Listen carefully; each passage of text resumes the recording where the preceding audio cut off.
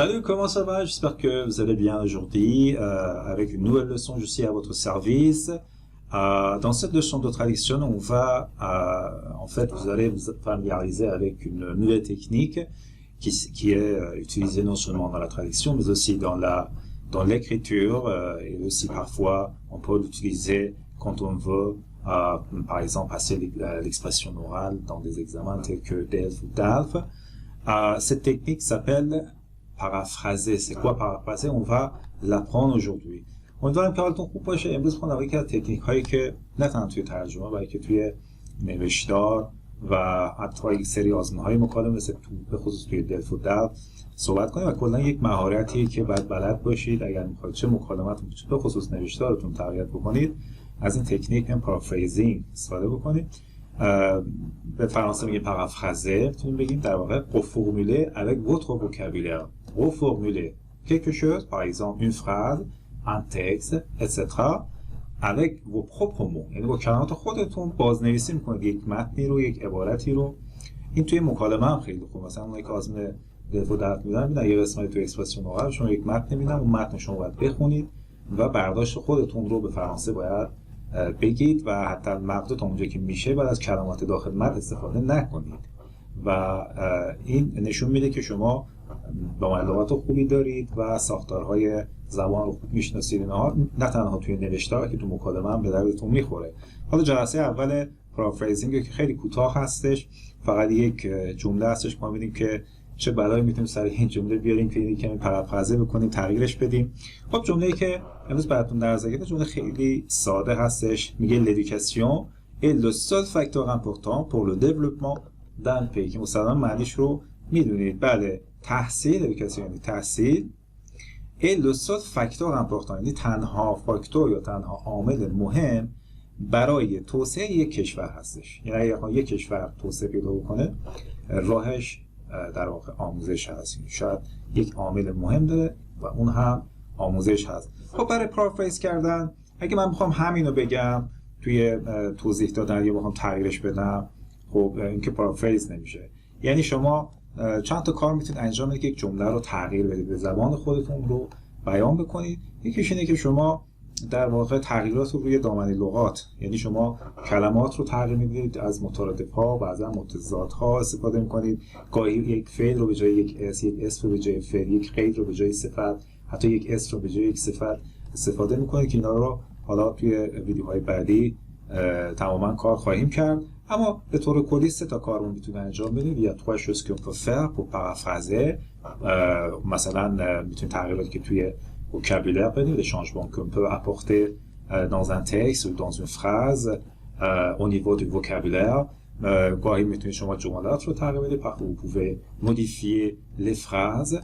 و یک کار دیگه که میتونید انجام بدید c'est le changement de la structure که گفتم دیگه اسما رو با فعلا، فعلا رو با اسما. اگه جمله معلومه میخوایم مجهولش بکنیم اینجوری، شما در واقع جمله رو تغییر میدین. توی ترجمه هم خیلی استفاده میشه. حتی ما قرار نیست که این متن رو به فارسی ترجمه کنیم، میخوام بازنویسیش کنیم به زبان فرانسه. خب ببینید اولین کاری که ما میتونیم بکنیم چی هستش. ببینید کلمات رو ما باید مترادف‌هاش رو مثلا در بیاریم که حالا من اینجا براتون گذاشتم. ببینید changement au niveau du vocabulaire، یعنی اگر شما بخواید یک متنی رو بازنویسی پارافریز بکنید، میتونید اول وکابولرش رو، واژگانش رو تغییر بدید. مثلا به جای ادوکاسیون ما چی میتونیم بزنیم؟ مثلا la scolarisation، la pédagogie، l'instruction. خیلی مترادف داره. هر مترادفی که خودتون بلد هستید میدونید خیلی نزدیکتر هستش به ادوکاسیون، تعلیم و تربیت که میشه پداگوژی. اسکولاریزاسیون باز یعنی همون تحصیل، به مدرسه رفتن، اینها آموزش. و ادوکاسیون، پس به جای ادوکاسیون میتونیم بذاریم اسکولاریزاسیون و غیره. به جای فاکتور که عامل هست، فاکتور هست، میتونیم المان بذاریم، پارامتر بذاریم، اسپه بذاریم یعنی جنبه، پارامتر، المان یعنی عنصر یا یک بخش یا یک فاکتور. باز به جای فاکتور میتونیم اینا رو مثلا قرار بدیم. حتی خیلی متعدد میتونه داشته باشه. امپورتان به جای مهم، باز هزاران که 90 دهها صفت داریم که به جای امپورتان میتونیم استفاده کنیم، مثل اسانسیل یعنی اساسی، یا حتی پرینسیپال، فوندامنتال، سیگنیفیکاتیو معنادار و مهم، دیسیزیو باز به همون معنا تقریبا. دیولپمنت که معنی توسعه هستش، میتونه معنی رشد هم تقریبا بده. کرواسانس به معنی رشد هستش، ترقی هست، پروگره باز یعنی پیشرفت، اِوولوشن یعنی تحول، متحول شدن. ببین اینا مترادفای حالا نگیم 100% دقیق هستن ولی خب خیلی در واقع نزدیک هستن به کلمات. وقتی میخوایم تغییر بدیم میتونیم راحت از این کلمات استفاده کنیم و به جای پی میتونیم بگیم مردم، میتونیم بگیم ملت، میتونیم بگیم باز مردم، یعنی پاپ، ناسیون، پاپولاسیون. خب اگر ما میخوایم این جمله بالا رو یعنی l'éducation et le seul facteur important pour le développement d'un pays رو در فقط به لحاظ واژگانی تغییرش بدیم به یه همچین جمله میرسیم، در واقع شانژمان دو فراز. ببینید la scolarisation اینجا دیگه جمله تغییر میکنه. La scolarisation est le seul élément significatif pour la croissance d'un peuple. یعنی همون آموزش، مدرسه رفتن، تحصیل و غیره تنها عامل یا عنصر معنادار یا مهم برای رشد و ترقی یک مردم است یا یک ملت هست. به جای پی میتونیم بگیم d'un peuple. La scolarisation est le seul élément significatif pour la croissance d'un peuple. به جای l'éducation est le seul facteur important pour le développement d'un pays. اگه نظرتون رو بخوام در مورد این جمله بپرسن خب یه سری چیزا میتونید اول آخرش اضافه کنید. مثلا میگیم که je crois que la scolarisation, oui, je suis d'accord que la scolarisation est le seul élément significatif pour la croissance d'une nation, d'un peuple, etc. Cependant, je voudrais aussi ajouter à cette déclaration, à cette affirmation que با اینها می‌خواستم اضافه کنم به این اظهار یا به این گفته که فلان فلان و نظر موافقتون بگید یا حتی نظر مخالف خودتون رو بگید. ببینید که چقدر وقتی که مترادف‌ها رو ازش استفاده می‌کنید جمله میتونه تغییر بکنه. یه کار دیگه هم که در واقع شما میتونید انجام بدید اینه که ساختار جمله رو تغییر بدید. گفتم یه جایی میتونید اگه فعل هست به جاش اس بذارید، اس هست فعل بذارید. یه جایی یه چیز دیگر رو اضافه بکنید در تایید یا در رد. اگه مخالف هستید در رد اون چیزی که نوشته شده یا موافق هستید در تاییدش. و دوباره برگرد به جمله قبلی. جمله قبلی رو که گفتیم میتونیم اساسش رو تغییر بدیم. اما چیزی که خیلی مهمه، la chose la plus importante c'est de garder la signification, le sens original du texte de la phrase. اینکه جمله و متن رو معنای اولیه و اصلیش رو نباید عوض کنید، باید حفظش بکنید. اگرچه ظاهرش رو تغییر میدید، ذره apporter des changements dans l'apparence en fait, dans la forme et pas dans le contenu. یعنی محتویاتش رو تغییر نمیدید. Vous devez rester fidèle au sens ou à l'esprit de la phrase. شما به روح اون متن یا جمله باید وفادار بمونید. اما اگر بخوام ساختار رو تغییر بدم میرسیم به یه همچین چیزی. مثلا میتونم بگم که changement de structure گفتم یعنی تغییر ساختار.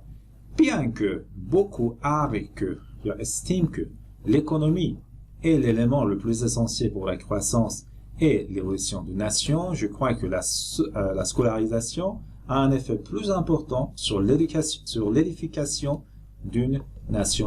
کلاً چقدر ساختارش تغییر کرد. اما اینجا شما موافق هستم میخوام یه چیزی رو اینجا اضافه کنم که اصلا توی متن نیستش و این مهارت شما رو در واقع این قسمت نشون میده. مثلا من میگم که پس سناریوی هم دست شماست، شما دارید نظر خودتون میدید، اصلا مهم نیست، ولی جمله اصلی هم حفظ میکنید. میگم هرچند خیلیا میتونید بگید بوکو، به جای اینکه بگید بوکو پرسون بوکو، چون بوکو خالی هم این خیلی.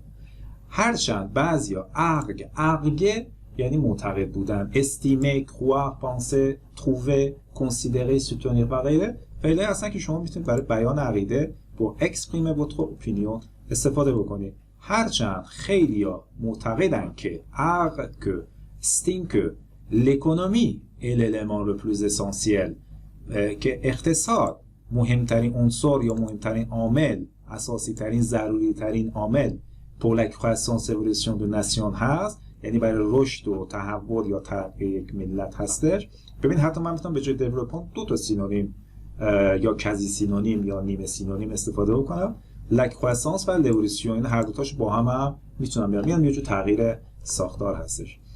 پس ببینید هم رشد هم تحول یک به جای یک کشور میشن دون ناسیون. بعد به جای یک کشور کاری میتونیم بگیم دون ناسیون، دون پاپ، دون پاپولاسیون و غیره.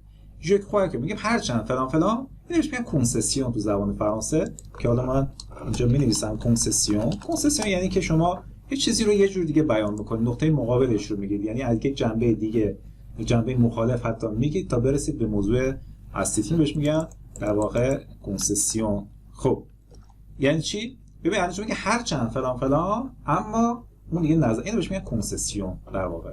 خب je crois que la scolarisation، من فکر میکنم که تحصیل یا درس خوندن un effet plus important، یعنی یک افه یا تأثیر مهمتر داره sur l'édification d'une nation، در ساخت و در واقع ایجاد یک کشور یا یک ملت.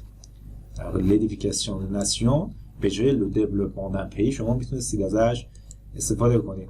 البته قبول دارم خب یک کمی سخت باید بیشتر روش کار بکنید. مهمتر اینه که شما مترادف‌های خیلی زیادی بلد باشید، مخالف‌های زیادی بلد باشید، یعنی هم انتونیم هم سینونیم خیلی بلد باشید که این با اینا در واقع بازی بکنید، متن رو جمله رو تغییر بدید. و پس اگر در مورد یک جمله یک موضوع رو به شما خواستن نظر بدید، مثلا توی نوشتارهای حالا تف یا تست به شما یک موضوع رو میدن و شما با اون سردری صحبت میکنید، بحثی هم داشتیم که میخواید نظرتون رو در مورد فلان موضوع فلان تیتر فلان عنوان بدید، میتونید کلی از این پارافریزینگ استفاده بکنید و مطلب رو بشکافید، در واقع تشریحش بکنید. خب این هم یکی از روش‌هایی بود که برای تغییر، برای تقویت نوشتار خیلی در واقع استفاده میشه. من یه بار دیگه متن اول میبینم میشه تغییراتی کرد. ببینید l'éducation le seul facteur important pour le développement d'un pays. مثلا میخوام ببینم qu'est-ce que vous en pensez، نظرتون چیه در مورد این جمله که آیا تحصیل و آموزش تنها فاکتور مهم برای توسعه کشور؟ نظر est-ce que vous êtes d'accord، est-ce que vous êtes pas d'accord، آیا موافقید آیا مخالفید؟ نظر خودتون. اگر مثلا من اینجا موافقم میتونم از این طریق بگم، یه چیزی رو اینجا اضافه کنم، از کنسسیون استفاده کنم، ساختار رو تغییر بدم، نظر موافق خودم رو هم اینجا بگذارم. یعنی je crois que la scolarisation a un effet plus important sur l'éducation d'une nation. به جای اینکه میگم یک عامل مهمه میتونم بگم یک تاثیر مهم داره یا یک تاثیر مهمتر داره. به جای باز le développement d'un pays میگم l'édification d'une nation. مطمئن باشید اگر شما یک کمی این پارافریزینگ رو تمرین بکنید، مثلا 20 متن خیلی کوتاه، حالا اینکه متن نیست، یک کلمه یک جمله است، در واقع خیلی ساده است و یواش یواش ما سعی می‌کنیم که تعداد جملات رو بالا ببریم و حتی برسیم به متنایی که مثلا 100 یا مثلا 150 کلمه هستش، بتونیم اینو کلا تغییرش بدیم. و این روشی که شما حتی تو مکالمه هم میتونید ازش استفاده کنید. یک بخصوص اونایی که دفع دفع تو اکسپرسیون اورال بهشون یک متن رو میدن، این متن خیلی عریض و طویل که شما باید به همین خاطر دفع دفع کمی سخت‌تره، به خاطر اینکه شما متن رو میخونید بعد نظر خودتون رو در قالب کلمات خودتون، یعنی حتی المقدور از کلماتی داخل خود اون متن یا جمله هستش نباید استفاده کنید که خب این میتونه که شما داملهات خوبی داشته باشید، شما رو وادار میکنه که مطالعاتتون بیشتر بشه، داملهات بیشتر یاد بگیرید، به کمترین ها در واقع بسنده نکنید. امیدوارم که از پارافریزینگ قسمت اولش خوشتون اومده باشه و ازش استفاده بکنید، چون خیلی مهم هستش، هم توی نوشتار هم توی ترجمه و هم در واقع توی یک سری آزمون ها مثل آزمون دفع. Au revoir, à la prochaine séance.